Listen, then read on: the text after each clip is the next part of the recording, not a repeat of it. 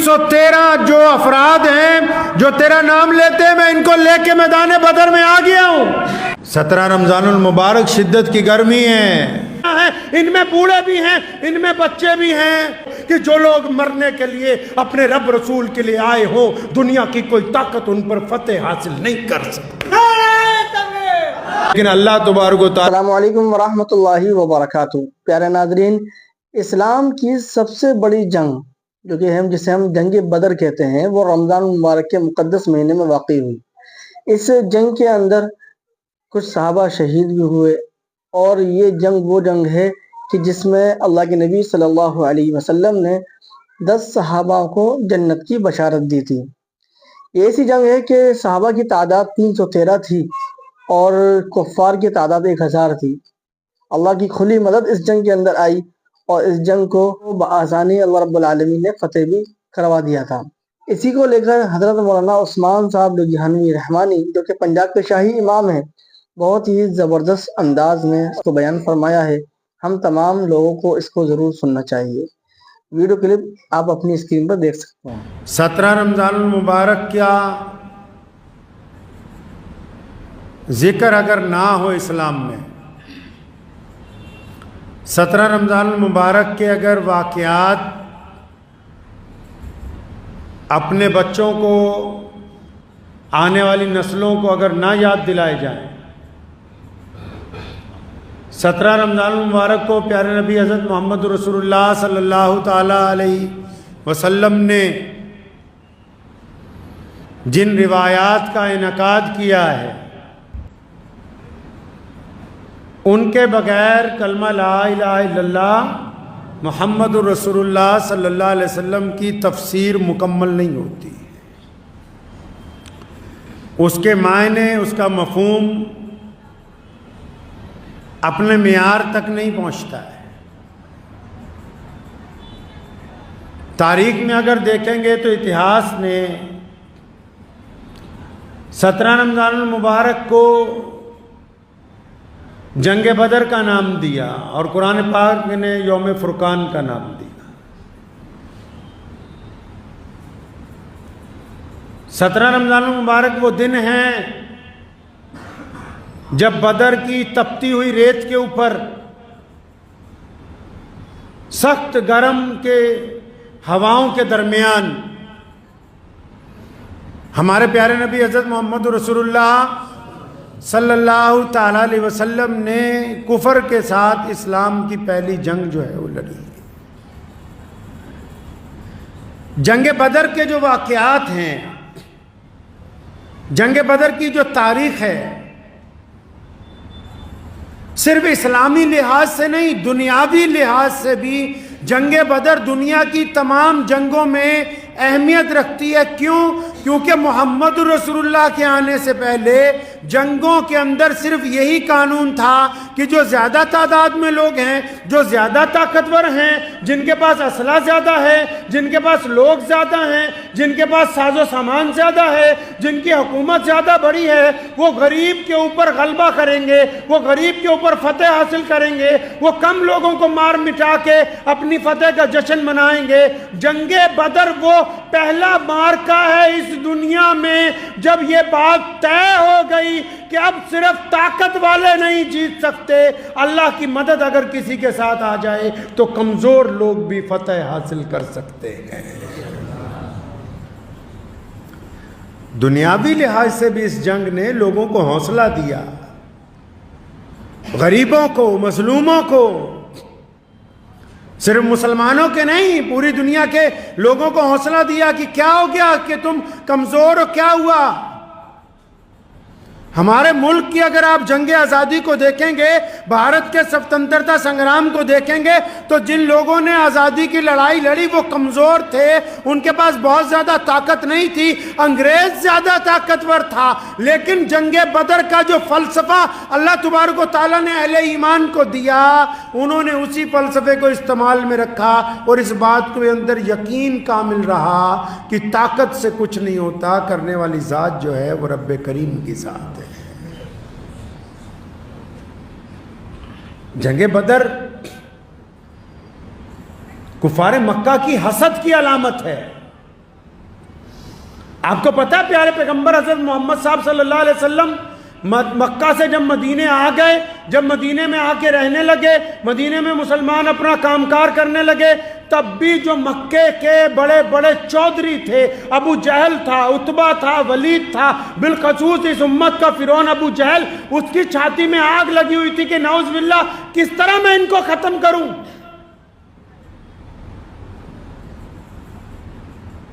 اس حسد کی وجہ سے جب بدر کا دن قریب آیا، پیارے محمد صلی اللہ علیہ وسلم ابو سفیان اور اس کے ایک قبیلے کو جب پکڑنے کے لیے گئے، وہ تو بچ کے نکل گیا، لیکن جب ابو جہل کو پتہ لگا نا تو 1000 لوگوں کو اس نے تیار کیا تھا۔ 1000 کی تعداد آج بھی بہت زیادہ ہوتی ہے۔ اس دور میں 1000 جنگجو تیار کیے اور ان کو اچھا ساز و سامان دیا، گھوڑے دیے، اور بالکل ساتھ میں سارے قبیلے والے تیار کیے۔ بھئی کیا بات ہے، کہاں جانا ہے؟ کہ وہ جب مدینے میں غریب مسلمان رہتے ہیں اور وہ جو محمد رسول اللہ صلی اللہ علیہ وسلم مدینے سے رہ کے اب پوری دنیا کے لوگوں کو برابری کا سبق دیتے ہیں، وہ جو پوری کائنات کے اندر اپنی محبتیں پھیلا رہے ہیں، نعوذ باللہ ان کو روکنا ہے۔ بتھیرے لوگوں نے سمجھایا کہ ابو جہل وہ تو یہاں سے 500 میل دور ہیں، 400 میل دور ہیں، اور اب تو ان کا مکے سے کوئی تعلق نہیں رہا، مکے کو چھوڑ کے چلے گئے، کیا ضرورت ہے؟ اب کہنا نہیں نہیں، ہمارے پاس پاور جو ہے، طاقتور انسان جب طاقت میں ہوتا ہے تو پھر وہ اس آنے والے وقت کو بھول جاتا ہے جب طاقت ختم ہو جائے گی ایک دن۔ تو ابو جہل کہنے لگا نہیں، ہمارے پاس تو طاقت ہی بہت ہے۔ کتنے لوگ تیار کیے؟ 1000 کا لشکر، ساز و سامان، اچھے ہتھیار، اور ادھر مدینہ منورہ میں کیا ہے جی؟ پہلی بات تو نفری کی کمی ہے۔ اعلان ہو گیا، کتنے لوگ آئے بھائی؟ کتنی تعداد کل نکلی دنیا میں مسلمانوں کی؟ 313 افراد، اور 313 افراد کو جب اکٹھا کیا کہ بھائی کوئی ساز و سامان ہے، تو 313 میں سے 350 نہتے، سواریاں ہیں تو سواریاں بھی نہیں، 10-12 سواریاں، 10-12-13 تلواریں، اور اس کے علاوہ کوئی ساز و سامان ہی ہے نہیں۔ اور ٹکرانا کس سے ہے؟ اس وقت کی سپر پاور کے ساتھ، اس وقت کی سپر پاور کے ساتھ۔ لکھا ہے مفسرین نے، سیدنا سعد بن ابی وقاص رضی اللہ تعالیٰ عنہ اس وقت جوان تھے، تو ان کے بھائی حضرت عمیر بن ابی وقاص رضی اللہ تعالیٰ عنہ کی عمر 15-16 سال تھی۔ جب پیارے پیغمبر علیہ السلام نے فرمایا نا کون کون چلے گا بھائی ہمارے ساتھ، جانا کہاں ہے بھائی؟ جنگ کی بھٹی میں۔ حضرت سعد بن وقاص تیار ہو گئے تو ان کا بھائی وہ بھی کھڑا ہو گیا، یا رسول اللہ میں بھی جاؤں گا۔ نبی علیہ السلام نے فرمایا نہیں نہیں، آپ تو چھوٹے ہو، آپ کی عمر کم ہے، بچے نہیں جا سکتے۔ قربان جاؤں، عمیر بن ابی وقاص نے کہا کہ یا رسول اللہ میں عمر میں ضرور کم ہوں لیکن طاقت میں اپنے بھائی سے زیادہ ہوں۔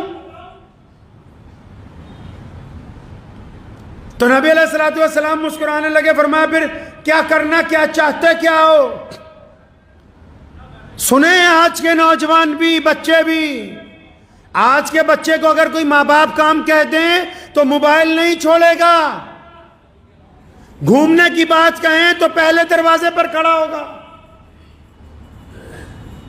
آج کے بچے کو اگر آپ مشقت کا کام بتا دیں، بچے ان کی جو سمجھدار ہیں ان کی بات کر رہا ہوں، اگر ان کو کوئی مشقت کا کام بتا دیں کہ بچے فلاں کام گھر کا کر دو، مسجد کا کر دو، تو جان نکل جائے گی کہ نہیں نہیں میں بیمار ہوں، میرے سے اٹھے گا نہیں۔ اور یہ عمیر بن وقاص کہاں جانے کی بات کر رہے ہیں جی؟ جانے کی بات کہاں کر رہے ہیں؟ کہیں پکنک پہ نہیں جانا ہے، گھومنے نہیں جانا ہے، کہیں کسی آئس کریم پارلر پہ نہیں جا رہے، کہیں پہاڑوں میں نہیں جا رہے گھومنے کے لیے۔ جانا کہاں ہے؟ جانا جنگ کی بھٹی میں ہے. کسی نے کہا عمیر وہاں گردن اتر سکتی ہے, تو فرمایا کون کہتا ہے کہ عمیر گردن اتروانے کے لیے تیار نہیں ہے؟ ہم تو محمد رسول اللہ صلی اللہ علیہ وسلم کے لیے اپنی جان سے گزرنے کے لیے تیار ہے. تو نبی علیہ الصلوۃ والسلام نے فرمایا عمیر پھر کرنا کیا ہے؟ یا رسول اللہ میں تو طاقت میں اپنے بھائی سے زیادہ ہوں نا, تو ہم دونوں کا مقابلہ کروائیے. تو دونوں کا مقابلہ ہوا تو سیدنا عمیر بن ابی وقاص نے سعد بن ابی وقاص کے کان میں کہا کہ میرے بڑے بھائی دیکھو, رسول اللہ اگر کسی کو اجازت دے دیتے ہیں اس کی تو کبھی کینسل نہیں ہوتی. آپ کو تو اجازت مل چکی ہے اور آپ مجھ سے زیادہ طاقتور ہیں, آپ مجھ سے زیادہ بڑے ہیں. اگر آپ گر جائیں گے تو مجھے بھی آپ کے ساتھ جانے کی اجازت مل جائے گی. یہ جذبہ ہے بدر کا. پیارے نبی حضرت محمد رسول اللہ صلی اللہ تعالی علیہ وسلم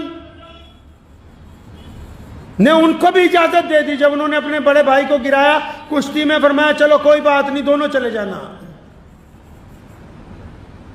بدر کی طرف جا رہے ہیں, 2 4 5 سواریاں گنتی کی, ان میں بھی گنتی کے لوگ اور ساز و سامان کچھ بھی نہیں ہے. جب بدر میں پہنچے, ابو جہل لشکر لے کے پہلے پہنچ گیا, اور ابو جہل نے وہ جگہ پسند کی اپنے کے لیے جہاں بہترین مٹی تھی, اونچی جگہ تھی, تو وہ جگہ اپنے لیے پسند کی. ناچنے گانے والیاں بھی ساتھ میں آئیں,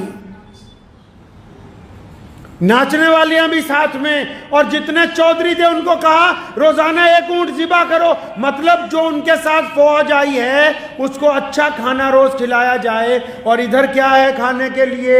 کھانے کے لیے چند کھجوریں ہیں, اور جن کو کھجوریں نہیں ملتی وہ کھجور کی گٹلیاں چوس کر اللہ کے نام پر صبر کر لیتے ہیں. دونوں کی فوج کی حالت اگر کوئی دیکھتا تو یہ کہتا کہ یہ تو خودکشی کرنے کے لیے آئے, یہ جنگ لڑنے کے لیے نہیں آئے. پیارے پیغمبر حضرت محمد رسول اللہ جب پہنچے, ریت تپ رہی تھی. آج بھی اگر آپ بدر کے میدان میں جائیں گے, مدینہ المنورہ سے تقریباً 200 میل پر ہے بدر کا میدان. آج بھی اگر آپ جائیں گے, میں دعوے سے کہتا ہوں کہ جن دنوں میں جنگ بدر لڑی گئی, جس گرمی کی شدت کے اندر, آج اگر صرف آپ دیکھنے کے لیے جائیں تو اس گرمی کی شدت میں 10-15 منٹ سے زیادہ اس ریت پر کھڑے نہیں ہو سکتے آپ. اور یہ کس لیے گئے ہیں؟ بدر میں گئے کیوں ہیں؟ جانے کا مقصد کیا ہے؟ کیا کوئی سلطنت بنانی ہے؟ کیا کسی ریاست کا قیام کرنا ہے؟ کوئی محل تعمیر کرنے؟ کوئی بڑی بڑی حکومتیں بنانی ہے؟ کوئی ساز و سامان چاہیے؟ یہ 313 صحابہ کرام رضی اللہ تعالیٰ عنہ کو لے کے پیارے پیغمبر محمد رسول اللہ بدر کے میدان میں اس لیے نکلے ہیں کہ آج اگر ہم بدر میں نہیں گئے, آج اگر دشمن کے آگے گردن جھک گئی تو قیامت تک آنے والے مظلوم لوگ, قیامت تک پیدا ہونے والے غریب لوگ, قیامت تک پیدا ہونے والے عام لوگ, یہ ہمیشہ ظالم کے آگے گردن جھکاتے ہی رہیں گے. گردن اٹھانے کا رواج ختم ہو جائے گا. اس لیے گئے بدر کے میدان کہ بات طے ہو جائے, قیامت تک لوگوں کو یہ پیغام پہنچ جائے کہ ظلم اور حق اور انصاف میں تمیز کرنا انسانوں کی ذمہ داری ہے. پیارے پیغمبر جب بدر میں پہنچے, 313 صحابہ ہیں. کون 313؟ جوان بھی ہیں, بوڑھے بھی ہیں, اور چند بچے بھی ضد کر کے ساتھ میں آ گئے ہیں. بچوں کے لیے بڑے صحابہ کی ڈیوٹی لگائی گئی ہوئی, ان کا خیال رکھنا. اور جب پہنچے صحابہ فرماتے ہیں کہ ریت ایسی تپ رہی تھی, زمین نے اللہ کے آگے اپنی جھولی پھیلا دی. اے مولا کریم, تیرا پیارا پیغمبر, تیرے محبوب پیغمبر, وہ جن کے لیے آپ نے کائنات کو بنایا ہے, اور وہ جن کے پیروں کو بوسہ دینا جبریل امین اپنے لیے عزت کی بات سمجھتے ہوں, زمین نے اللہ تعالیٰ کے آگے فریاد کر دی کہ اللہ تیرے پیارے پیغمبر مجھ پر آ گئے, میں تو بہت زیادہ تپ رہی ہوں, مجھے ان کے آگے شرمندہ نہ ہونے دیجیے. کیجئے گا۔ اتنی زبردست بارش ہوئی، اتنی بارش ہوئی کہ جہاں ابو جہل تھا وہ مٹی دلدل بن گئی۔ جس زمین پر پیارے پیغمبر صلی اللہ علیہ وسلم پہنچے تھے اس زمین کی ریت پتھر میں تبدیل ہو کے سارے کے سارے تیلاب جو ہیں وہ پانیوں سے بھر گئے۔ اس رات کو دو دشمن چھپ کے پانی پینے کے لیے آئے مسلمانوں کے کیمپ میں۔ یہ واقعہ اس لیے سنا رہا ہوں کہ پیارے پیغمبر صلی اللہ علیہ وسلم نے اصول طے کیے ہیں، انسانیت کے، زندگی کے اصول طے کیے ہیں۔ جنگ کا مطلب یہ نہیں ہوتا کہ ظلم کیا جائے، جنگ کا مطلب یہ نہیں ہوتا کہ کسی بیٹی پر ہاتھ ڈال دیا جائے، جنگ کا مطلب یہ نہیں ہوتا کہ کسی کے گھر کو جلا دیا جائے، جنگ کا مطلب یہ نہیں ہوتا کہ کسی کے بچوں کو قتل کر دیا جائے۔ پیارے پیغمبر صلی اللہ علیہ وسلم کو آ کے پہرے داروں نے کہا، یا رسول اللہ دشمن کے کچھ لوگ ہمارے تالاب میں سے پانی پی رہے ہیں، اور کیا ان کو پکڑ لیا جائے، مار دیا جائے؟ نبی علیہ السلام نے روک دیا، فرمایا کوئی بات نہیں، چاہے دشمن ہیں، کیونکہ پیاسا ہے، ہمارے علاقے میں پانی پینے آ گیا تو ہم اس کو ماریں گے نہیں۔ یہ روایتیں طے کی ہیں ہمارے پیارے پیغمبر محمد الرسول اللہ صلی اللہ علیہ وسلم نے۔ یہ یہودیوں اور عیسائیوں نے یہ بات کہی کہ جو جنگ ہے یہ دھوکہ ہے اور جنگ میں سب جائز ہے۔ انہوں نے کہا کہ جنگ اور عشق میں سب کچھ جائز ہے۔ یہ اسلام نے کہا کائنات میں آنے کے بعد کہ جنگ میں اور عشق میں سب کچھ جائز نہیں ہے۔ عشق میں بغیر نکاح کے بلاత్కాر ہوگا، زنا ہوگا، اور جنگ میں اگر کسی کے اوپر ظلم کرو گے تو وہ آتنکواد کہلوائے گا، جنگ نہیں کہا جا سکتا ہے اس کو۔ یہ اسلام نے قوانین طے کیے۔ ایک آئیڈیل میدان جنگ میں بھی پیارے پیغمبر نے آئیڈیل پیش کر دیا کہ ہم اپنے اصولوں کے لیے آئے ہیں۔ حکم بھی دیا صحابہ کرام کو، ایک بار نہیں متعدد مرتبہ، جب بھی کوئی اسلامی لشکر گیا فرمایا کھیتیوں کا دھیان رکھنا، یہ نہ ہو کہ تم غصے میں آ کے کسی کے کھیتوں کو آگ لگا دو۔ فرمایا لوگوں کی بیٹیوں کا، بہنوں کا، ان کی ماؤں کا، ان کے بچوں کا، ان کے بوڑھوں کا، فرمایا غیر مسلموں کی عبادت گاہوں کا خیال رکھنا، کیونکہ جنگ کا مطلب یہ نہیں ہوتا کہ آپ دوسرے کے اوپر ظلم کریں۔ جنگ صرف حق اور انصاف کے لیے لڑی جاتی ہے، اور جب فتح ہو جاتی ہے تو فتح کرنے والا انسان دوسرے پر رحم کرتا ہے، ظلم نہیں کرتا ہے۔ جنگ بدر کی رات کا ایک بڑا خوبصورت واقعہ مفسرین نے لکھا ہے۔ فتح تو اس جنگ میں مسلمانوں کو اللہ تعالیٰ نے عطا فرمائی۔ ایک خوبصورت واقعہ ذہن میں آ گیا، وہ سناؤں آپ کو، آپ کا ایمان تازہ ہو جائے گا۔ جب جنگ ہونی تھی نا تو پرانے دور میں تو وردیاں نہیں ہوتی تھیں کہ یہ دیش فلاں دیش کی ہے، فلاں دیش کی فوج ہے۔ اکثر لوگ ایک جیسے ہی کپڑے پہنتے تھے۔ تو ابو جہل نے محفل سجائی، ناچنے والیاں بلائیں، شراب کے ڈھول کھلوا دیے گئے۔ اس دوران میں اس نے مخبر بلائے دو اپنے جاسوس، جاسوسوں کو کہا کہ صبح ہم نے جنگ لڑنی ہے یہ مدینے والوں سے، جا کے دیکھ کے تو آؤ ان کی تیاری کیسی، کیسا دشمن کے پاس ساز و سامان ہے، کیسے گھوڑے ہیں ان کے پاس، کیسی تلواریں ہیں ان کے پاس، کیسے نیزے ہیں، کتنے لوگ ہیں یہ، تاکہ صبح کو اسی کے مطابق ہم ان کے اوپر حملہ آور ہوں گے۔ اب وہ گئے جاسوس دو، وہ مسلمانوں جیسا بھیس بنا کے چلے گئے۔ مدینہ منورہ کی جو فوج پیارے پیغمبر محمد رسول اللہ صلی اللہ علیہ وسلم کے جو صحابہ نے جہاں پڑاؤ ڈالا ہوا تھا وہ چلے گئے وہاں۔ اب ایک نکڑ سے شروع ہوئے دیکھنے کے لیے کہ بھی ان کے پاس کیا ہے۔ ایک نکڑ سے دوسری نکڑ تک 20 لوگوں کو ملے بھی، باتیں بھی ہوئیں، سب کچھ دیکھ لیا۔ دیکھنے کے بعد واپس ابو جہل کے پاس پہنچے تو ابو جہل کو انہوں نے جو رپورٹ پیش کی وہ آپ کو بتانا چاہتا ہوں۔ انہوں نے ابو جہل کو کہا کہ ہم تو دیکھا ہے محمد رسول اللہ کی فوج کو 313 लोग हैं, अक्सर के पास खाने के लिए कुछ नहीं, 313 निहत्ते हैं, 15, 16, 17 तलवारें हैं बस, 40-50 बुड्ढे हैं साथ में, बच्चों की भी तादाद है 10-15 की। हम देख आए उनको, उनके पास तो घोड़े भी मुकम्मल नहीं, गिनती के घोड़े हैं, गिनती के 2-4 ऊंट हैं। अबू जहल जब रिपोर्ट सुन रहा था ना, रिपोर्ट सुनते सुनते उसको जोश आ गया। उसके जो बाकी बड़े बड़े चौधरी वहां बैठे हुए थे, वो मुखबर दरमियान में खड़े हुए जासूस रिपोर्ट बयान कर रहे हैं कि यार मुसलमान तो कमजोर हैं, भूखे हैं, इनके पास तलवारें नहीं, घोड़े नहीं, साजो सामान नहीं, इनके पास तीर अंदाज नहीं, इनकी तादाद 313 है, इनमें बूढ़े भी हैं, इनमें बच्चे भी हैं। अबू जहल को इतना जोश आया, उठ के खड़ा हो गया और अपने जानने वालों को, अपने जर्नैलों को कहने लगा, वो तैयारी कर लो, सुबह जंग नहीं होगी, बस इनको पकड़ना है, इनके हाथ पैर बांधने हैं और इनको ऊंटों पर लादना है और मक्के ले जाके फिर मंडी में इनका कत्ल करेंगे।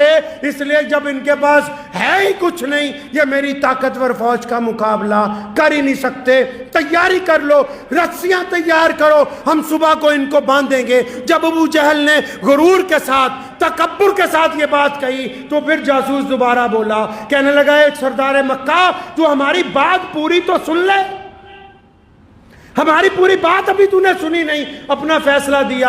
अबू जहल कहने लगा, अच्छा क्या कुछ और भी कमियां बाकी हैं? फिर उस जासूस ने एक बात कही, कहने लगा, हाँ तुमने हमारी पूरी रिपोर्ट सुनी तो नहीं, वो 313 हैं, वो भूखे हैं, तलवारें नहीं हैं, नेज़े नहीं हैं, तीर अंदाज नहीं हैं, घोड़े कम हैं, उनके पास ऊंट कम हैं, उनके पास साजो सामान कम है, उनके साथ बूढ़े हैं, उनके साथ बच्चे हैं। लेकिन अबू जहल, हम इनमें से जिसको मिले हैं, जिसको मिले हैं, बच्चों से मिले, बूढ़ों से मिले, नौजवानों से मिले, सबने एक ही बात कही है, या तो मर जाएंगे मोहम्मद रसूलुल्लाह के लिए या फतेह हासिल करेंगे। अबू जहल, हमारा तजर्बा ये कहता है कि जो लोग मरने के लिए अपने रब रसूल के लिए आए हो, दुनिया की कोई ताकत उन पर फतेह हासिल नहीं कर सकती।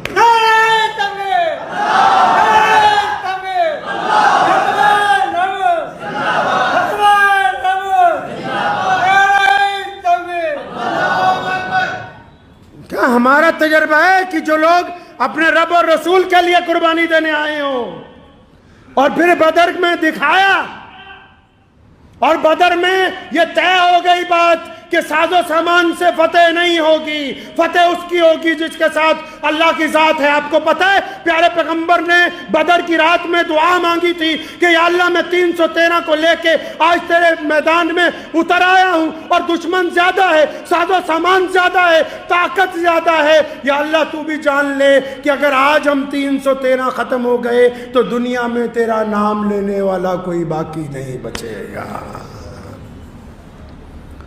फिर अल्लाह ने क्या कहा? अल्लाह ने क्या कहा कि मेरे